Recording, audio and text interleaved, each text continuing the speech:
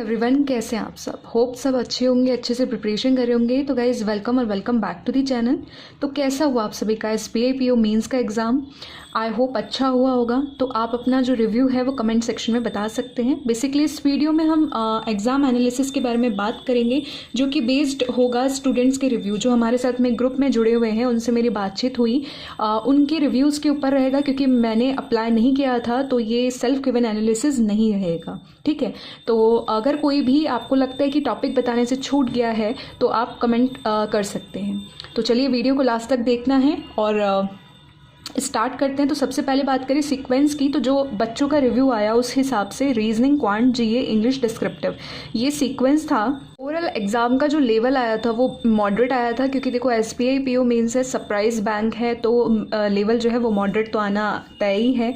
तो मॉडरेट था और बेसिकली लेंदी, आजकल तो आपको पता है कि क्वांट लेंदी आ रहा है, GA सेक्शन जो होता है अनप्रिडिक्टेबल होता है, ठीक है। तो इस तरीके से बात करते हैं आगे। तो GA सेक्शन की अगर हम बात करें तो GA का लेवल जो है कंपैरेटिवली लिटिल बिट इजी था, क्योंकि देखो नंबर ऑफ क्वेश्चंस भी बढ़ा दिए थे इसके अंदर और 60 मार्क्स के हैं, ठीक है, 50 क्वेश्चंस हैं। तो अदर सेक्शंस की बात करें तो उसके कंपैरिजन में ईजी था और डुएबल था GA जो रिव्यू मिला है, ठीक है। लास्ट में हम बात करेंगे कि नंबर ऑफ अटैम्प्ट्स भी कितने रहने चाहिए, गुड अटैम्प्ट्स। तो सबसे पहले अगर हम बात करें तो देखो स्टैटिक पोर्शन से कुछ क्वेश्चन थे, डेटा बेस्ड क्वेश्चन थे, जैसे कि परसेंटेज हो गए या शेयर्स पूछ लिए गए। तो इस तरीके से डिजिट बेस्ड बेसिकली कह सकते हैं कि आपका डेटा पूछा गया था।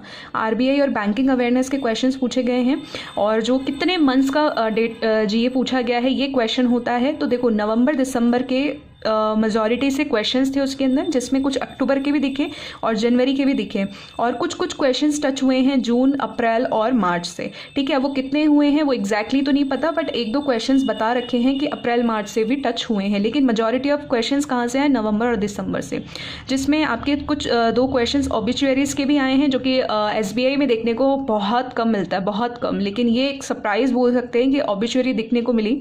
2 से 3 स्कीम्स भी पूछी गई हैं, ज़्यादा स्टेटमेंट बेस्ड क्वेश्चंस नहीं थे, ठीक है। और स्पोर्ट्स के भी कुछ क्वेश्चंस थे। तो ओवरऑल जो भी आपको मेमोरी बेस्ड क्वेश्चंस याद हैं वो आप कमेंट में बता सकते हैं। बाकी मैं जितने भी मेमोरी बेस्ड क्वेश्चंस मिलते हैं या जो मुझे लिंक मिलता है जहाँ पे बेस्ट तरीके से उसका एनालिसिस भी बता रखा है, तो वो मैं पिन कर दूंगी टेलीग्राम चैनल के अंदर, जिसको आपको ज्वाइन करने का लिंक आपको मिलेगा डिस्क्रिप्शन में, ठीक है। तो ये अपना GA का था। उसके बाद में अगर हम बात करते हैं रीजनिंग की, तो रीजनिंग के अंदर जो पजल्स पूछी गई थी, बॉक्स बेस पूछी गई, flat and floor, uncertain, linear. Linear के अंदर भी डिस्टेंस दे रखी है 8 मीटर का डिस्टेंस, लाइक इस वे में है ना, और कुछ नॉर्थ है और कुछ साउथ है। तो ये थोड़ा सा आपका काफ़ी अच्छा पजल दे रखा है लीनियर का, ठीक है। अभी बात करते हैं डेटा सफिशिएंसी, जो हमेशा टू डू लिस्ट में मैं ऐड करती हूँ कि डेटा सफिशिएंसी करके जाओ, क्योंकि ये मेंस लेवल में मेंस एग्जामिनेशन में आपको बचाती है कहीं ना कहीं, ठीक है। तो प्रैक्टिस किया हुआ होता है तो काफ़ी अच्छे से हम अटैम्प्ट कर लेते हैं। तो 2 स्टेटमेंट बेस्ड क्वेश्चन दे रखे थे। ब्लड रिलेशन कोडेड फॉर्म में था, सिलॉक्स भी आपके कोडेड फॉर्म में दे रखे थे। अल्फा न्यूमेरिक सीरीज दे रखी थी, जिसमें स्टेप्स नहीं होते कि स्टेप्स के बाद में आपको उस हिसाब से चलना होता है। तो इस बेस्ड अल्फा न्यूमेरिक सीरीज थी। इनपुट आउटपुट था, जो कि नंबर या डिजिट बेस्ड है, और इनपुट आउटपुट बता रहे हैं कि डुएबल है, काफ़ी डुएबल था। अगर आप थोड़ा सा माइंड लगाते उस वक्त पे तो हो जाता था। लॉजिकल रीजनिंग आपको क्वेश्चंस थे, और वो तो नेचुरल है कि हमेशा ही होते हैं। अगर आपको ये आते होते हैं तो ही करना होता है, मतलब आपका प्रैक्टिस अच्छा है तो, अदरवाइज आपको स्किप करना होता है। और मिसलेनियस में कुछ क्वेश्चंस होंगे जो 1-1, 2-2 नंबर के आपको देखने को मिले होंगे। फॉर एग्जांपल अगर मैं दूं तो पेयरिंग वगैरह के आपको मिल गए होंगे, ठीक है। तो इसके बेस जो भी कह सकते हैं हम कि कोई वर्ड फॉर्म करना होता है, तो इस बेस्ड के कुछ क्वेश्चंस होंगे जो मिसलेनियस में आपको मिल गए होंगे, but I am not pretty much sure, क्योंकि जो रिव्यू मिला है मुझे उसके हिसाब से मैं आपको बता रही हूँ, ठीक है। तो अभी आगे बात करते हैं हम क्वांट की। क्वांट की अगर हम बात करें तो देखो सिंपल सी बात है, DI आपसे टेबुलर, हेक्सागोनल, कैसलेट, स्टॉक बेस्ड, जिसके अंदर 6 स्टॉक्स दे रखे थे, स्कैटर DI, ये कुछ क्वेश्चंस आपसे पूछे गए DI के अंदर। अब आप मुझे ये बताएंगे कि क्या पाई चार्ट बेस्ड DI आया था और बार ग्राफ आया था? अगर आया था तो इनमें से किस में वो चीज़ एप्लीकेबल थी, राइट। तो देखो कैसलेट इन तीनों में तो एप्लीकेबल डेफिनेटली नहीं होगी। क्या स्टॉक बेस्ड जो था वो बार ग्राफ जैसा दे रखा था या पाई चार्ट जैसा दे रखा था? कहने का मेरा मतलब ये है, तो आप बताएंगे, ठीक है। Q1 Q2 Q1 Q2 as expected आया था, ठीक है। डेटा सफिशिएंसी पूछा गया है। क्वाड्रेटिक इक्वेशन थोड़ा सा मॉडरेट बता रहे हैं क्योंकि वेरिएबल बेस्ड था, ठीक है। रॉन्ग नंबर सीरीज और मिसिंग नंबर सीरीज दोनों ही बताया जा रहा है कि आया था। अब आप कंफर्म करेंगे कमेंट बॉक्स में कि दोनों आए थे या दोनों में से सिर्फ मिसिंग ही आया था, ठीक है। और जो ओवरऑल लेवल है वो IBPS PO मेंस से डाउन बताया जा रहा है, लेकिन काफ़ी अच्छा सेक्शन आया है। क्वांट जो है मतलब कि DI एक्सपेक्टेड ही है कि काफ़ी सारी DI थी, लेकिन होता है ना कि कैलकुलेशन में टाइम लग रहा है तो नंबर ऑफ अटैम्प्ट्स जो है वो डाउन रहते ही हैं। बट अगर कंपेयर किया जाए IBPS PO से तो उसका लेवल काफ़ी डाउन बताया है स्टूडेंट्स ने, ठीक है।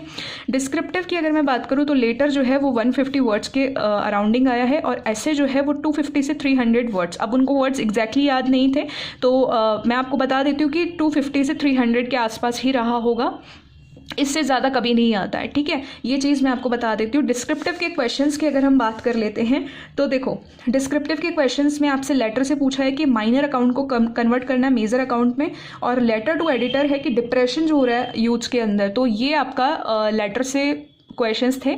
अगर आपको तीसरा क्वेश्चन भी याद है तो आप कमेंट में बता सकते हैं। ऐसे का था financial literacy, AI in health sector और India's development based on both and girls. Basically equality पे बेस्ड था, ठीक है। जेंडर इक्वलिटी जिसको हम बोलते हैं उस पर बेस्ड था ये क्वेश्चन। तो ये जो ऐसे के टॉपिक्स है वो ऑलरेडी शेयर कर दिए थे टू डू लिस्ट के साथ में। मैं आपको बताती जाती हूँ कि AI जो है वो किसी भी सेक्टर में आ सकता है, तो AI से एक तैयार करके रखो। जैसे कि हम बात करते हैं कि एजुकेशन से बेस तैयार करके रखो, क्योंकि देखो उसमें किसी भी चीज़ से जोड़ेगा ना तो बात एजुकेशन की, आप आराम से कंटेंट लिख सकते हो। बात ये होती है कि कंटेंट या आपको लाइंस याद आने चाहिए, वर्ड्स याद आने चाहिए कि आपको इस तरीके से चीज़ों को लिखना है। बाकी तो आप फिर लिख लेते हो, तो आपको डिस्क्रिप्टिव में काफ़ी अच्छे मार्क्स मिल सकते हैं क्योंकि ऐसा कुछ टफ नहीं दे रखा है। आप डिप्रेशन पे आराम से लिख सकते हो, जो कि स्ट्रेस लेवल आजकल हाई रहता है। हम जो एस्पिरेंट्स है पढ़ते हैं या किसी भी XYZ जो भी टीचर्स वगैरह उनके अंदर भी रहता है स्ट्रेस वगैरह की वजह से, तो आराम से आप इस पर भी लिख सकते हो। दोनों ही ईजी हैं टॉपिक्स।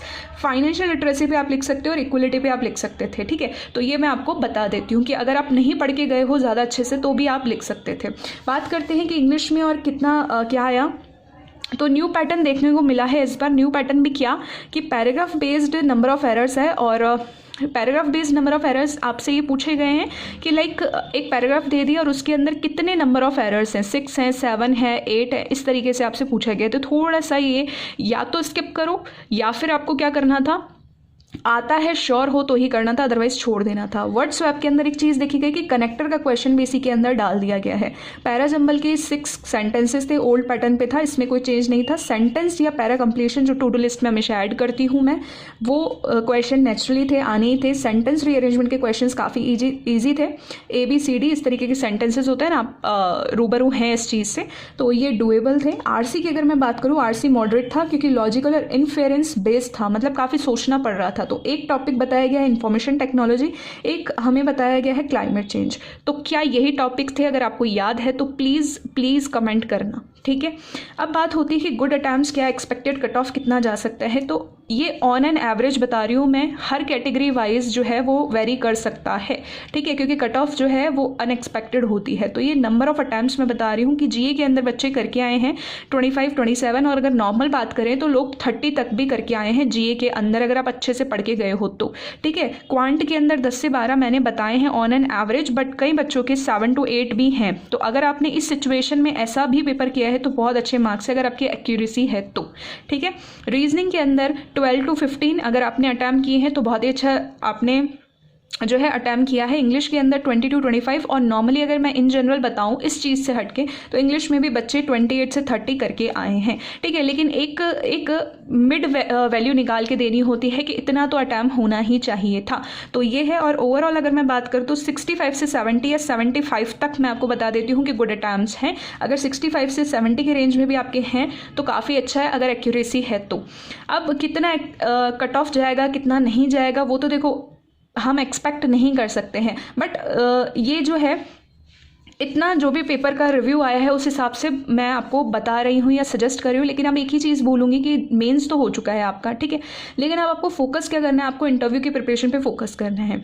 तो अभी से लग जाइए अगर आपको इंट्यूशन आ रही है कि मेरा पेपर काफ़ी अच्छा हुआ है, ठीक है, क्योंकि आप भी रिव्यू ऑब्वियस सी बात है कि देख करके बैठे हैं, तो आपको लग रहा है कि मेरा क्लियर हो जाएगा, तो उस केस में फिर आपको इंटरव्यू का प्रिपरेशन करना चाहिए। और अगर थोड़ा भी इफ एंड बट लगता है, क्योंकि आपको पता होगा कि आपकी प्रिपरेशन कैसी थी और कितनी प्रिपरेशन के साथ आप गए थे एग्ज़ाम देने के लिए, ठीक है, तो उस हिसाब से अगर आपको लगता है प्रिपरेशन कम है और चांसेस बहुत कम हैं, तो उस केस में फिर आपको क्या करना चाहिए, अदर एग्जाम्स पे भी फोकस करना चाहिए, ठीक है। बाकी का जो मेमोरी बेस्ड क्वेश्चंस वगैरह मिलेंगे वो उसके लिए आपको मिल जाएगा टेलीग्राम चैनल पर, आपको मिल जाएगा। तो टेलीग्राम चैनल और टेलीग्राम ग्रुप दोनों ज्वाइन कर लेंगे, लिंक आपको डिस्क्रिप्शन में मिलेगा। और कोई भी क्वेरी हो, सजेशन हो, तो आप कमेंट बॉक्स में बता सकते हैं। अगर ये वीडियो इन्फॉर्मेटिव लगा हो तो hit the like button, share it maximum, subscribe this channel अगर अभी तक सब्सक्राइब नहीं किया है तो। और till then take care, bye bye, all the best. और जो भी आपका एग्ज़ाम हुआ है वो बहुत अच्छा है, बस अच्छे से अपना फोकस रहिए, प्रिपेयर वेल।